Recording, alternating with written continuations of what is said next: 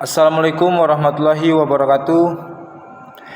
Pada kesempatan ini saya akan menjelaskan secara singkat namun menyeluruh isi makalah yang berjudul Implementasi Basis Data Menggunakan MariaDB. Nah, kita masuk ke pendahuluan. Perkembangan teknologi informasi saat ini sangat bergantung pada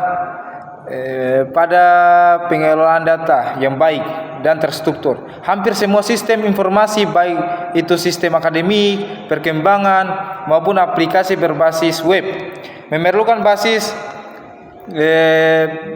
data sebagai tempat penyimpanan dan pengelolaan data. Oleh karena itu, pemahaman mengenai sistem manajemen basis data menjadi sangat penting, khususnya bagi mahasiswa di bidang teknologi informasi.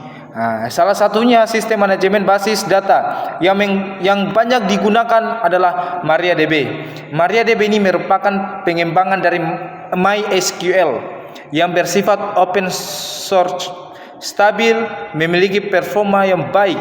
Dalam makalah ini, MariaDB digunakan bersama Exam sebagai server lokal sehingga sangat cocok untuk pembelajaran dan pengembangan aplikasi skala kecil maupun hingga menengah.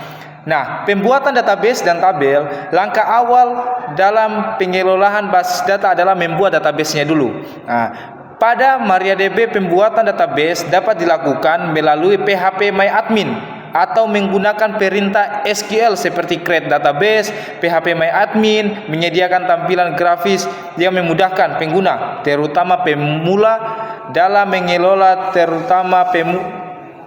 database tanpa harus selalu menulis perintah SQL secara manual. Nah, setelah database dibuat, tahap selanjutnya adalah membuat tabel berfungsi sebagai tempat penyimpanan data yang terdiri dari pembuatan tabel. Penggunaan harus menentukan nama kolom, tipe data, serta primary care. Nah, pengecahan struktur tabel yang baik sangat penting agar data dapat disimpan secara efisien dan mudah dikelola. Memasukkan dan menampilkan data. Setelah tabel tersedia, data dapat dimasukkan ke dalam tabel menggunakan perintah insert into.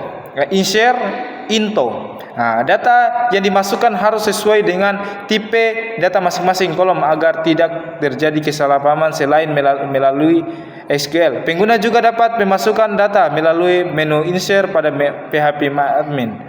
Nah, untuk menampilkan data digunakan perintah select. Perintah ini dapat menampilkan seluruh data atau hanya kolom tertentu sesuai kebutuhannya. Selain itu, SQL juga menyediakan klausa order by untuk mengurutkan data baik yang menaik maupun menurun. Dengan demikian, data dapat ditampilkan secara lebih rapi dan mudah dibaca. Implementasi DDL dan DML. Dalam makalah ini juga dibahas data definition language. Dalam DDL yaitu perintah SQL yang digunakan untuk mengatur struktur database. Contoh perintah DDL adalah create table, alter table, dan drop table.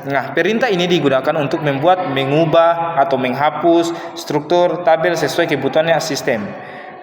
Selain DDL, terdapat data manipulatif, language dan atau DML yang berfungsi untuk mengelola isi data di dalam teks. Perintah DML meliputi insert, update, dan delete. Penggunaan DML harus dilakukan dengan hati-hati karena berpengaruh langsung terhadap data yang tersimpan, sehingga pengguna klausa where sangat dianjurkan. Penggunaan operator SQL. Makalah ini juga menjelaskan berbagai operator SQL yang digunakan untuk memfilter data. Operator logika seperti AND, OR, dan NOT digunakan untuk mengombinalisasikan beberapa kondisi dalam klausa where. Operator ini membantu menghasilkan data yang lebih spesifik.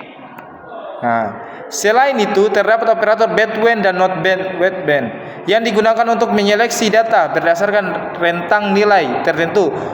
Operator in dan not in digunakan untuk memeriksa data yang termasuk atau tidak termasuk dalam suatu daftar nilai. Sementara itu, operator like dan not like digunakan untuk pencarian data berbasis pola teks. Nah, terus kita lanjut ke dengan mengkombinasikan operator-operator tersebut, pengguna dapat melakukan penyaringan data secara lebih efektif, terutama ketika bekerja dengan database yang berisi data dalam jumlah besar. Nah, kesimpulannya, sebagai kesimpulan, MariaDB merupakan sistem manajemen basis data yang andal, mungkin digunakan dan sangat cocok untuk pembelajaran maupun pengembangan aplikasi. Dengan memahami pembuatan database tabel, penggunaan perintah DDL dan DML serta operator SQL, pengguna dapat mengelola basis data secara lebih efektif dan efisien. Nah, mungkin itu saja penjelasan singkat dari saya. Lebih dan kurangnya mohon dimaafkan. Saya Farhan Syukur dengan NIM 2465186 pamit.